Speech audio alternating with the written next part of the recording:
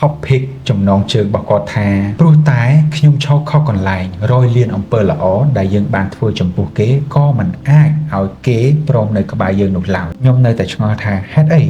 បានគាត់អាចរីករាយនៅពេលដែលអត់មានខ្ញុំប៉ុន្តែខ្ញុំបែរជាមិនអាចរីករាយនៅពេលដែលគ្មានគាត់គេបានសំបែកខ្ញុំទាំងដែលខ្ញុំកំពុងតែព្យាយាមផ្ដល់នៅអ្វីដែលគេមិនធ្លាប់ទទួលបានពីមុនមកទាំងដែលខ្ញុំមិនបានធ្វើអ្វីខុសខ្ញុំទទួលស្គាល់ថាខ្ញុំមិនមែនជាមិត្តស្រីម្នាក់ដែលល្អឥតខ្ចោះនោះទេប៉ុន្តែខ្ញុំខំព្យាយាមអស់ហើយខ្ញុំមិនស្អាតនោះទេហើយខ្ញុំក៏មិនធូរធារអីដែរតាក់ទងគ្នាយូរហើយខ្ញុំក៏មិនដែលចង់បានអ្វីពីគាត់នោះទេគ្រាន់តែចង់បានភាពស្មោះត្រង់និងការយកចិត្តទុកដាក់ចំពោះគាត់មកលើខ្ញុំនិងពេលវេលាតិចតួចដែលគាត់អាចផ្ដល់ឲ្យខ្ញុំតែប៉ុណ្ណឹងក៏គ្រប់គ្រាន់ណាស់ហើយ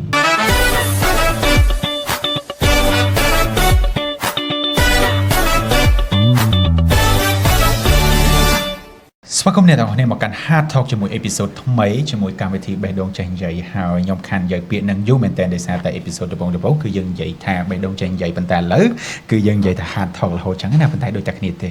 អញ្ចឹងស្វាគមន៍សាច់ជាថ្មីមកជួបជាមួយខ្ញុំ MC ក៏ដូចជាបងបលបាទសួស្តីជាមួយ topic ថ្មីដែលយើងបាន select ពី fan page ដូចរាល់ដងអញ្ចឹងហើយសប្តាហ៍នេះគឺពិតជាពិសេសខ្លាំងមែនតើដែលយើងទទួលបាន topic មួយដែលវែងដូចគ្នាដែរមិនដែរតោះអូខេចូលទៅមកខាពេលវេលាយូរដោយសារតែយើងនិយាយពីអ្នកអញ្ចឹងអត់ចង់ម្លាយពេលវែងទេគឺចង់ចូលទៅភ្លាមៗដល់សាច់រឿងដើម្បីឲ្យអ្នកទាំងអស់គ្នាបានស្ដាប់មកថាតើសាច់រឿងរបស់ fan page របស់យើងហ្នឹងគាត់មានសាច់រឿងបែបណាហើយគាត់ចង់ផ្ញើទៅអ្នកណាសួរសំណួរអីទៅអ្នកមើលអូខេកុំឲ្យខាពេលវេលាយូរតោះទៅជួបទាំងអស់គ្នា1 2 3គាត់បានដាក់ topic ចំណងជើងរបស់គាត់ថាព្រោះតែខ្ញុំឈរខុសកន្លែងរយលានអំពើល្អដែលយើងបានធ្វើចំពោះគេក៏មិនអាចឲ្យគេព្រមនៅក្បែរយើងនោះឡើយ Hello បង I want to say something I have some story but I cannot move on គេបានសំបែកខ្ញុំទាំងដែលខ្ញុំកំពុងតែព្យាយាមផ្ដល់នៅអ្វីដែលគេមិនធ្លាប់ទទួលបានពីមុនមកទាំងដែលខ្ញុំមិនបានធ្វើអ្វីខុសខ្ញុំទទួលស្គាល់ថាខ្ញុំមិនមែនជាមិត្តស្រីម្នាក់ដែលល្អឥតខ្ចោះនោះទេប៉ុន្តែខ្ញុំខំព្យាយាមអស់ហើយខ្ញុំមិនស្អាតនោះទេហើយខ្ញុំក៏មិនធូរធារអីដែរតាក់ទងគ្នាយូរហើយខ្ញុំក៏មិនដែលចង់បានអ្វីពីគាត់នោះទេគ្រាន់តែចង់បានភាពស្មោះត្រង់និងការយកចិត្តទុកដាក់ចំពោះគាត់មកលើខ្ញុំនិងពេលវេលាតិចតួចដែលគាត់អាចផ្ដល់ឲ្យខ្ញុំតែប៉ុណ្ណឹងក៏គ្រប់គ្រាន់ណាស់ហើយខ្ញុំបានទទួលយកនៅភាពខ្វះខាតដែលគាត់មានទាំងអស់ហើយចាត់ទុកថាមនុស្សម្នាក់តែងតែមានចំណុចខ្វះខាតរៀងៗខ្លួនទោះបីជាប៉ាម៉ាក់ខ្ញុំមិនសូវពេញចិត្តគាត់ក៏ដោយប៉ុន្តែខ្ញុំនៅតែខំប្រឹងនិយាយទៅកាន់គាត់ថាគាត់ជាមនុស្សល្អយកចិត្តទុកដាក់ចំពោះខ្ញុំហើយក៏ខ្ញុំចង់ស្រឡាញ់គាត់តែម្នាក់អត់ចង់ចាប់ផ្ដើមទំនាក់ទំនងថ្មីក្រៅពីគាត់នោះទេខ្ញុំមានផែនការជីវិតត្រឹមត្រូវណាស់ទាំងដែលខ្ញុំរៀនផងធ្វើការផងរកស៊ីផងវាហត់ណាស់ទៅហើយម្ដេចក៏គាត់មកបំផ្លាញផែនការជីវិតខ្ញុំអស់អញ្ចឹងខ្ញុំខំរៀបចំ surprise birthday គាត់ទៅដើរលេងនៅសមុទ្ររៀបចំកាដូ booking resort គេតែនឹកស្មានមិនដល់គាត់បែរជាសុំបាយខ្ញុំទៅវិញហើយរឿងហ្នឹងនៅតែដកជាប់បេះដូងនឹងខួរក្បាលខ្ញុំដែលមិនអាចបំភ្លេចគេបានឡើយខ្ញុំចង់សួរគាត់ថាខ្ញុំអត់ល្អត្រង់ណាហេតុអីក៏គាត់សុំបាយខ្ញុំហើយហេតុផលដែលគាត់ប្រាប់មកខ្ញុំហ្នឹងគឺមកពីគ្រួសារគាត់មិនពេញចិត្តខ្ញុំហើយខ្ញុំក៏ឆ្ងល់ដែរមិនបានគ្រួសារគាត់មិនពេញចិត្តខ្ញុំបើសិនជាខ្ញុំមិនធ្លាប់ទៅលេងផ្ទះគាត់ផងហ្នឹងហេតុផលគាត់ស្ដាប់ទៅធ្វើឲ្យខ្ញុំហួសចិត្តខ្លាំងមែនទែនហើយហេតុផលគាត់វាពិតជាក្មេងពេកហើយរឿងនេះធ្វើឲ្យខ្ញុំជាប់គាំងនៅតែនឹកគាត់នៅតែស្រឡាញ់គាត់ទោះបីជាមានអ្នកផ្សេងឆាតមកញ៉ាយខ្ញុំ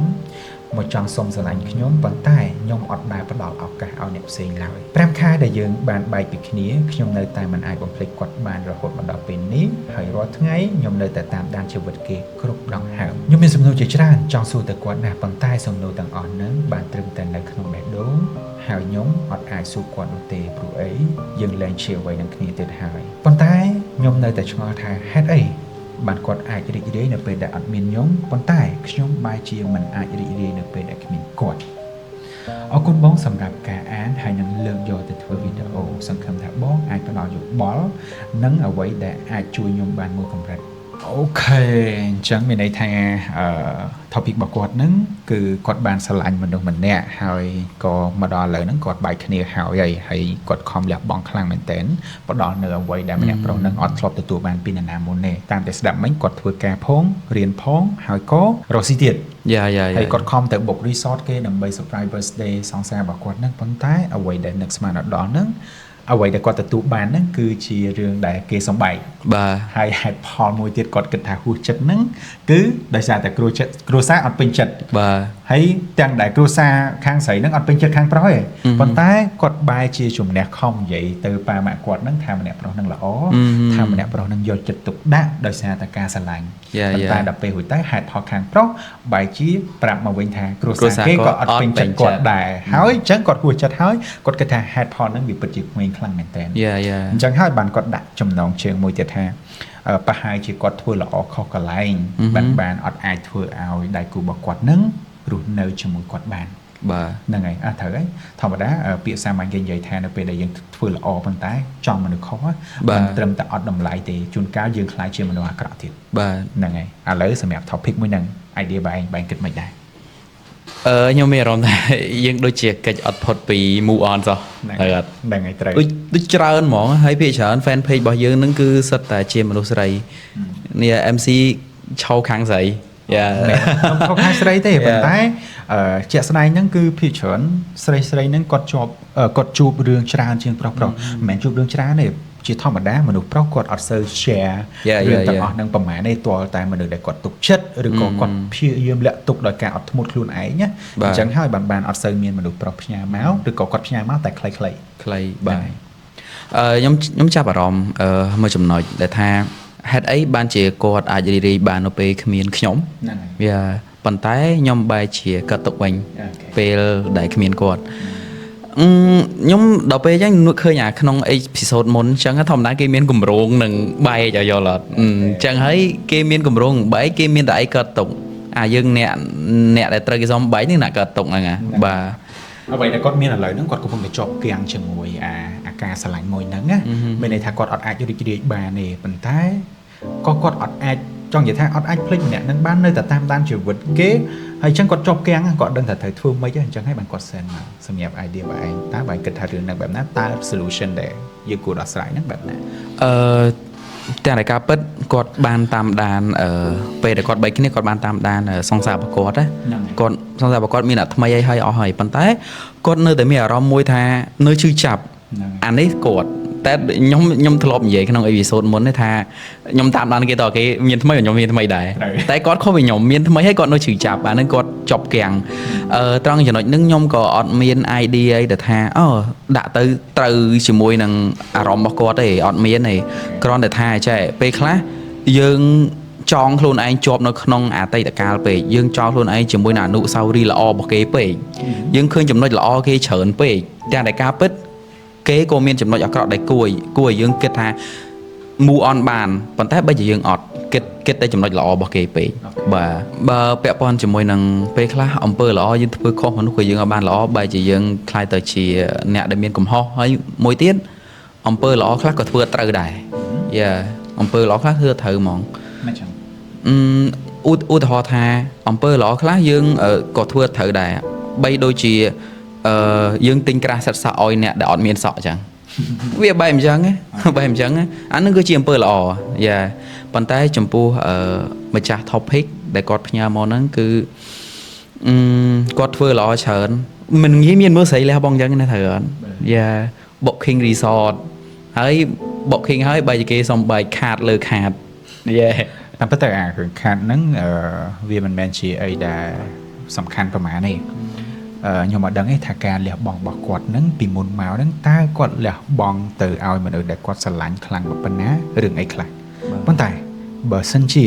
គាត់លះបង់ច្រើនតាំងពីហ្នឹងអីដែលបានស្ដាប់ហ្នឹងគាត់មិនមែនជាមនុស្សធឹកធាទេប៉ុន្តែគាត់បានធ្វើការផងគាត់បានរកស៊ីផងនៅរៀនទៀតដល់ពេលអញ្ចឹងហើយខ្ញុំគិតថាក្នុងហ្នឹងគាត់អាចនឹងយកចំណែកមួយទៅឲ្យដៃគូរបស់គាត់ក៏ថាបានដែរហើយវាហត់ខ្លាំងហើយគាត់ខំសំលុយទាំងអស់ហ្នឹងទៅ surprise birthday មនុស្សដែលខ្លួនឯងស្រឡាញ់ខំបុក resort បែបអីប៉ុន្តែអ្វីដែលគាត់ទទួលបានហ្នឹងគឺការសុំបែកពីដៃគូរបស់គាត់ដល់ពេលរួចទៅមានន័យថាគេសុំបែកអ្វីដែលគេសុំបែកគឺហួសចិត្តមកតង់ហើយប៉ុន្តែហេតុផលដែលគេសុំបែកហ្នឹងគ្រួសារពេញចិត្ត ទាំងដែលហេតុផលមួយហ្នឹងដូចហេតុផលអីដែលគាត់កំពុងតែជួបហ្នឹងគ្រួសាររបស់គាត់ក៏អត់ពេញចិត្តខាងប្រុសដែរប៉ុន្តែគាត់អាចដោះស្រាយបានគាត់តែងតែលើកពីចំណុចល្អរបស់ខាងប្រុសទៅប្រាប់ម៉ាក់ប៉ាហើយក៏គាត់ជំនះថាគាត់ចង់ស្រឡាញ់មនុស្សប្រុសម្នាក់ហ្នឹងអត់ចង់លែងដៃហើយក៏អត់ចង់ទទួលអ្នកថ្មីដែរអញ្ចឹងហើយបានគ្រួសារខាងស្រីអូខេប៉ុន្តែខាងប្រុសគាត់មិនត្រឹមតែអត់បានតសើឬក៏យ៉ាងម៉េចអីទេគាត់បែរជាចោះចាញ់គាត់បែរជាបោះបង់ដៃគូដែលខ្លួនឯងស្រឡាញ់អញ្ចឹងមានន័យថាបើសិនជាបងអនឯងគួរតែឈប់ជាប់គាំងទៅដោយសារតែគេបានសម្រេចចិត្តថាគេនឹងទៅចោលអនឯងហើយព្រោះយើងជាគោលចំហមួយបើសិនជាយើងស្រឡាញ់មនុស្សស្រីម្នាក់រឿងគ្រួសារមិនអាចនិយាយបានថាអត់អាចអីដែលត្រូវប៉ះពាល់ទេបាននិយាយអេពីសូតមុនអញ្ចឹងនៅពេលដែលខ្ញុំស្រឡាញ់មនុស្សម្នាក់ខ្ញុំនឹងអត់ខ្វល់ទាំងអស់ថាតើstandard របស់គេប៉ុណ្ណាទោះបីជាគេខ្ពស់ជាងខ្ញុំក៏ដោយប៉ុន្តែបើមនុស្សស្រីម្នាក់នឹងនៅតែផ្ដល់ឱកាសឲ្យខ្ញុំគ្រួសារគេអត់ពេញចិត្តក៏ខ្ញុំអត់លែងដៃគាត់ដែរប៉ុន្តែទោះបីជាគេlowប៉ុណ្ណាក៏ដោយគេទាបជាងខ្ញុំក៏ដោយប៉ុន្តែបើសិនជាគ្រួសារខ្ញុំអត់ពេញចិត្តគាត់ក៏ខ្ញុំនឹងអត់លែងដៃគាត់ដែរបើសិនជាមនុស្សម្នាក់នឹងខ្ញុំស្រឡាញ់អញ្ចឹងប្រហែលជាគេម្នាក់នោះអត់ស្រឡាញ់អណៃទេឬក៏គេអស់ចិត្តអណៃលះបង់ប៉ុណ្ណឹងហើយហេតុផលនឹងបែបក្មេងអញ្ចឹងមកអញ្ចឹងទាំងដែលអណៃជួបប៉ុណ្ណឹងហើយតែអណៃដោះស្រាយបានអញ្ចឹងត្រឡប់ទៅអណៃជាប់គាំងហ្នឹងហើយដោយសារអណៃស្រឡាញ់គេខ្លាំងពេកដល់ពេលកាលណាតែស្រឡាញ់ខ្លាំងពេកអណៃជាប់គាំងហើយនៅតែនឹកនៅតែស្រឡាញ់រាល់ទង្វើល្អដែលគេធ្លាប់ផ្ដល់ឲ្យធ្លាប់នៅមួយគ្នាទោះបីជាយ៉ាងណាក៏យើងមានក្តីសុខធម្មតាទេប៉ុន្តែរឿងហ្នឹងគឺត្រូវការពេលវេលាអត់អាច5ខែឬក៏ depend ថាតើយើងស្រឡាញ់គេប៉ុណ្ណាអញ្ចឹងបើស្រឡាញ់ខ្លាំងវាអាចនឹងយូរប៉ុន្តែទាំងអស់ហ្នឹងគឺរសាទៅតាមពេលវេលាកុំដាក់សម្ពាធលើខ្លួនឯងពេកថាតើហេតុអីបានគេរីករាយតែយើងអត់អាចរីករាយអញ្ចឹងហេតុអីបានយើងនៅតែនឹកគេអញ្ចឹងហេតុអីបានយើងនៅតែខូចចិត្តឈឺពេលខ្លះចង់ស្ទះទ្រូងអញ្ចឹងហើយកុំដាក់សម្ពាធលើខ្លួនឯងពេកចង់យំហ៎យំទៅមែនទេបាទហ្នឹងហើយខូចចិត្តឯងខូចទៅ hang out ជាមួយមិត្តភ័ក្តិផឹកនិយាយរឿងក្នុងចិត្តប្រាប់គាត់ទៅដើរលេងទៅហើយចង់ចូលមើល profile គេចូលមើលទៅហ្នឹងអ្វីអានេះជាទង្វើរបស់ខ្ញុំដូចគ្នាដែរខ្ញុំក៏ធ្វើចឹងដូចគ្នាហ្នឹងហើយចូលមើលទៅអត់អីទេហើយដល់ពេលរួចទៅនឹកគេខ្លាំងមើលរូបគេមើលទៅមើលឲ្យឈឺឲ្យយំទៅប៉ុន្តែពេលវេលាមួយអណៃនឹងមើលរូបគេឲ្យឡែងយំមើលរូបគេឲ្យឡែងឈឺទៅកន្លែងដែលធ្លាប់ទៅជាមួយគ្នាមើលឲ្យគ្រាន់តែនឹកដល់ក៏លែងប៉ះពាល់អារម្មណ៍ដែរធម្មតាហ្មងព្រោះអណៃបានប្រឈមរឿងហ្នឹងអស់ហើយតែបើអណៃរត់គេចតែគាំងខ្លាំងហ្មងគេចខំប្លុកគេប្លុកទៅអីបើអានប្លុកគេហើយមើលចូលមើលប្លុកទៅអីរូបមិនមកកន្លែងនៅរូបក្នុងទូរស័ព្ទដែរបើសិនជាអណៃប្លុកគ្នាឲ្យជួនកាលពឹងមិត្តភ័ក្តិឲ្យទៅចូលមើល profile គេតើធ្វើអញ្ចឹងទៅអីអូខេប៉ុន្តែគាត់អត់បានធ្វើអញ្ចឹងទេអានេះតាមខ្លួនឯងអញ្ចឹងគាត់តែចង់ប្រាប់ទៅអ្នកនរនេះថាបើសិនជាជួបគាំងកុំឲ្យខ្លួនឯងមានសម្ពាធខ្លាំងពេកឧទាហរណ៍ជាប់គាំងអូខេទៅ hang out ឬក៏និយាយទៅ at least ក៏យើងត្រឡប់ទុកបាន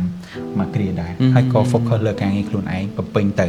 ហើយក្នុងមួយថ្ងៃយើងអាចរវល់24ម៉ោងទេអញ្ចឹងឧទាហរណ៍រវល់10ម៉ោងទៀតនៅគេនឹកទៅធ្វើម៉េចបើយើងទៅហ្នឹងហើយចប់សម្រាប់បែងនៅពេលដែលជាប់គាំងបែបហ្នឹងតែបែងមានវិធីអីវិធីដូចនិយាយមិញអញ្ចឹងដូចគ្នាបេះដាក់ហ្មងដោយសារតែខ្ញុំធ្លាប់បែបហ្នឹងខ្ញុំធ្វើបែបហ្នឹងដូចគ្នាវិធីសាស្ត្ររបស់ខ្ញុំហើយចាក់ស្ដែងដល់ពេលខ្ញុំធ្វើបានផលណាខ្ញុំក៏ប្រាប់បងប្រុសម្នាក់ដូចគ្នាគាត់ឧស្សាហ៍សួរខ្ញុំអត់ដឹងថាមូលហេតុបានជាគាត់ឧស្សាហ៍សួរខ្ញុំពាក់ព័ន្ធជាមួយរឿងហ្នឹងខ្ញុំជា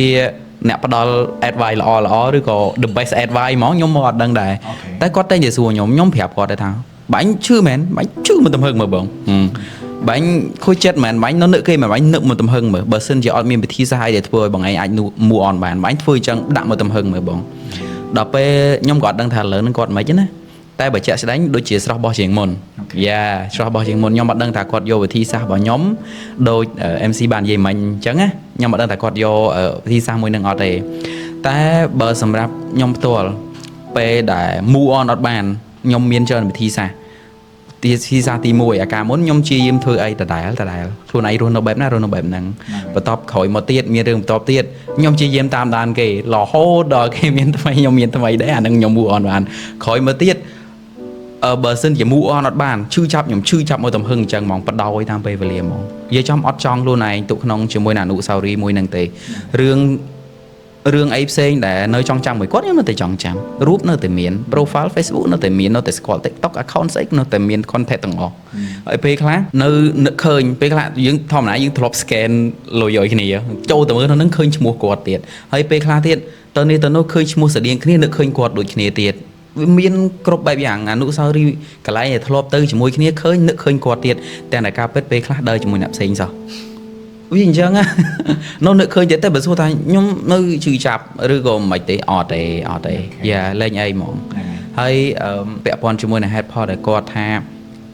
head pod របស់គាត់ដែលផ្ដល់ឲ្យនឹងវាក្មេងពេកបែរ head pod បែបកូនក្មេងអញ្ចឹងអូនឯងត្រូវទទួលស្គាល់ទៅគាត់មិនទាន់ចាស់ទុំទេយ៉ាអូខេពេញចិត្តហ្នឹងហើយអញ្ចឹងតាមពិតខ្ញុំគិតថាគាត់ក៏ទទួលយកបានមួយចំណែកដូចគ្នាដែរអញ្ចឹងបើមិនទទួលយកអញ្ចឹងមិនមែនគាត់ថានៅពេលដែលយើងធ្វើល្អខុសកន្លែងនៅពេលដែលយើងឈរខុសកន្លែងណារយលានអំពើល្អរបស់យើងគឺអត់មានតម្លៃសម្រាប់ឲ្យគេព្រមនៅក្បែរយើងទេអញ្ចឹងបងចង់អាណែងយកចំណងជើងរបស់អាណែងហ្នឹងទៅព្យាយាមឲ្យខ្លួនឯង move on វិញមានន័យថានៅពេលដែលយើងត្រូវទទួលស្គាល់ថាពេលខ្លះគេត្រូវការទង្វើល្អរបស់យើងប៉ុន្តែគេមិនមែនត្រូវការយើងទេគេធម្មតាមនុស្សណាក៏ចង់ជួបមនុស្សល្អដែលចង់ឲ្យគេធ្វើល្អដាក់យើងហ្នឹងមែនទេប៉ុន្តែធ្វើម៉េចបើគេអត់បានស្រឡាញ់យើងគេគ្រាន់តែពេញចិត្តនៅទង្វើល្អរបស់យើងប៉ុន្តែ at least ក៏យើងបានព្យាយាមអស់ហើយតែគ្រាន់តែអត់អាចយកបេះដូងគេបានអត់អាចធ្វើឲ្យគេស្រឡាញ់បានអញ្ចឹងត្រូវតែទទួលស្គាល់កន្លែងហ្នឹងហើយធ្វើម៉េចយើងបានបែកគ្នាហើយគេក៏អាចរីករាយបានគ្រាន់តែយើងព្យាយាមរីករាយខ្លួនឯងឲ្យយូរជាងហ្នឹងតិចទៅអត់អីទេកុំដាក់សម្ពាធលើខ្លួនឯងតែប៉ុណ្្នឹងគឺបានហើយហ្នឹងហើយកាលណាតែដាក់សម្ពាធលើខ្លួនឯងពេកក៏អត់មានបានអីប្រសើរឡើងមកវិញដែរថានៅទៅសួរខ្លួនឯងសំណួរឆ្ងល់មិនចេះតែនៅគេមិនបានភ្លេចគេអត់បានមិនបានឃើញគេរីករាយខ្លួនឯងបែបជាកាន់តែឈឺគេធម្មតាអារម្មណ៍ស្រឡាញ់គេគឺបែបហ្នឹងហើយបើគេរីករាយនៅពេលដែលគេអាចនិយាយគេអភិវឌ្ឍខ្លួនឯងជាងមុនអាហ្នឹងពេលខ្លះអត់អីទេយើង proud ជាមួយគេប៉ុន្តែនៅពេលដែលគេរីករាយជាមួយអ្នកថ្មីណាគេមិនឈឺឃើញមនុស្សដែលខ្លួនឯងធ្លាប់ស្រឡាញ់ធ្លាប់នៅក្បែរគ្នាបែរជាទៅ take care អ្នកផ្សេងទៀតពីណាអត់ឈឺសួរចាអញ្ចឹងហើយកុំដាក់សម្ពាធលើខ្លួនឯងពេកបាទភាគច្រើនមនុស្សគ្រប់គ្នាជាពិសេសគឺអ្នកដែល move on អត់បានហ្នឹងហ្មងរាប់រយលានសំណួរសួរទៅខ្លួនឯងថាហេតុអី why សួរ why always why រហូតហ្មងប៉ុន្តែគាត់អត់សួរខ្លួនឯងគាត់អត់ផ្ដល់ចម្លើយពិធីសាយខ្លួនឯងថា how to គាត់អត់ដែលមានអញ្ចឹងទេតើធ្វើយ៉ាងម៉េចភាគច្រើនដល់ពេលអញ្ចឹងហើយសំណួររបស់គាត់ហាក់បីដូចជាចាក់សម្រាប់ខ្លួនឯងវិញដដែលហ្នឹងយ៉ាដល់ពេលអញ្ចឹងហើយវិធីសាស្ត្រច្រើនក៏គោកពេលខ្លះរនឹកឃើញមកតែគាត់អត់យកមកប្រើហើយអត់ទេយល់អារម្មណ៍មួយហ្នឹងនៅពេលដែលយើងជាប់គាំងនៅកន្លែងហ្នឹងណាគឺទ្រឹស្ដីទាំងអស់អត់បានការយ៉ាពេលខ្លះមុនពេលហ្នឹងគាត់អាចណែនាំគេបានប៉ុន្តែនៅពេលដែលជួបខ្លួនឯងអត់បានការទាំងអស់ទ្រឹស្ដីទាំងអស់ហ្នឹងហើយដោយសារគេផ្លូវចិត្តរបស់គាត់ហ្នឹងស្រឡាញ់គេខ្លាំងហើយទុនខ្សោយបាត់ហើយដល់ពេលអញ្ចឹងហើយគឺពិបាក fighting ជាមួយហ្នឹងអញ្ចឹងត្រូវតែ fighting ឡើងវិញបាទអូខេសម្រាប់ខ្ញុំដូចជាអស់ហើយអត់មានអីបន្ថែមទៀតទេចុះបាយខ្ញុំក៏អត់មានអីដែរហ្នឹងហើយអ្នកទាំងអស់គ្នាអញ្ចឹងត្រឡប់មកវិញបើសិនជាយើងធ្វើល្អខុសកន្លែងគឺគេអត់អាចនៅក្បែរយើងទេប៉ុន្តែក៏ទទួលស្គាល់ទៅយើងបានធ្វើល្អហើយគ្រាន់តែគេអត់ព្យាយាមនៅក្បែរអញ្ចឹងបងចង់ផ្ញើទៅអូនវិញព្យាយាម fighting ជាមួយរឿងហ្នឹងកុំដាក់សម្ពាធឲ្យខ្លួនឯងខ្លាំងពេកហើយក៏ត្រូវតែឲ្យវាទៅតាមពេលវេលាទៅនឹកគេឲ្យនឹកទៅយំក៏យំទៅព្រោះដោយសារតែកុំឲ្យហាមឃាត់ខ្លួនឯងយំដល់ពេលយំឆ្អែតហើយឃើញកន្លែងហ្នឹងលែងយំទៀតហើយខ្ញុំយំឆ្អែតហើយដោយសាររឿងហ្នឹងសម្រាប់ខ្ញុំគិតជាមួយទៀតខ្ញុំគិតថាគាត់អាចនឹងពិបាករឿងហ្នឹងនៅពេលដែលគាត់តនេទេសាក់គាត់រវល់ធ្វើការគាត់រវល់រៀនសាក់មើលរឿងហ្នឹងអត់មកប្រឡប់គាត់បានខ្ញុំជឿអញ្ចឹងហ្មងប៉ុន្តែគាត់ថាមនុស្សយើងអត់អាចរវល់24ម៉ោងទេគឺនិយាយអញ្ចឹងអ្នកទាំងអស់គ្នាអាចប្រឡប់បានក៏ប្រឡប់ទៅប៉ុន្តែពេលតនេនៅគេក៏នឹកទៅងាយនឹកតទៀតទៅហើយដល់ពេលរវល់ព្យាយាមងើបឡើងហើយទៅធ្វើការទៅអត់អីទេកុំឲ្យដាក់ថាអូខេហើយធ្វើការអេតនេះក៏អាចញញឹមជាមួយអ្នកថ្មីបានដូចគ្នាដែរ Hello អញ្ចឹងប៉ុណ្ណឹងគឺ that's it អត់មានអីដែលត្រូវធ្វើឲ្យយើងហ្នឹង stuck ទាំងនៅមួយកន្លែងនៅតែក្នុងបន្ទប់ទេប៉ុន្តែគួរតែចេញពីបន្ទប់ឲ្យបានច្រើនណាខ្ញុំនិយាយមួយទៀតណាកុំជាប់គាំងនៅក្នុងបន្ទប់យើងអាចគាំងនៅពេលដែលនឹកគេបានប៉ុន្តែហាមនៅក្នុងបន្ទប់ច្រើនបំផុតមានន័យថា កាលណាតែយើងនៅយូរទៅវាអាចចូលជំងឺ depression អ្នកទាំងអស់គ្នាពិបាកត្រឡប់មកវិញខ្លាំងមែនតើតែ depression ហើយនិយាយទៅវេទនាហ្មង ពិបាក healing ហ្មង បាទពិបាក healing ហ្មងអូខេសម្រាប់ខ្ញុំគឺអត់មានអីទេគឺមានតែប៉ុណ្្នឹងទេហើយក៏អរគុណអូនដែលបានផ្ញើ topic នឹងមកហើយថ្ងៃនេះដោយសារតែខ្ញុំទាំងពីរអ្នកអត់សូវមាន energy មកនេះអត់មាន mood ដល់ពេលចឹងហើយនិយាយអត់សូវជា smooth ឬក៏ clear អីប្រហែលហើយក៏អត់សូវមាន idea អីដែរតែសង្ឃឹមថាអ្នកទាំងអស់គ្នានឹងទទួលបានចំណុចមួយចំនួនដែលខ្ញុំផ្ញើទៅកាន់គាត់ឬក៏អ្នកទាំងអស់គ្នាហើយបើសិនជាអ្នកទាំងអស់គ្នាមានអីអាច comment នៅខាងក្រោមបានតើរកដំណោះស្រាយបែបណាដើម្បីចេញពីការជាប់គាំងនៅស្រឡាញ់គេម្នាក់ឯងគេអាចរីករាយនៅពេលដែលអត់មានយើងប៉ុន្តែយើងបែរជាអត់អាចរីករាយនៅពេលដែលអត់មានគេអូខេអញ្ចឹងអេពីសូតរបស់យើងលើកហ្នឹងចប់តែប៉ុណ្្នឹងសង្ឃឹមថាអ្នកនរគ្នាយល់ពីអីដែលយើងបាននិយាយបើសិនជាមានរឿងអីអ្នកនរគ្នាអាចផ្ញើចូលនៅក្នុង page Hat Talk ឬក៏មួយទៀតក្រុម Telegram របស់យើងគឺ Heart Confession អូខេ អញ្ចឹងជួបជាមួយខ្ញុំបុល ណា នឹងគាត់ដាវីនៅវីដេអូក្រោយ អូខេបាយបាយ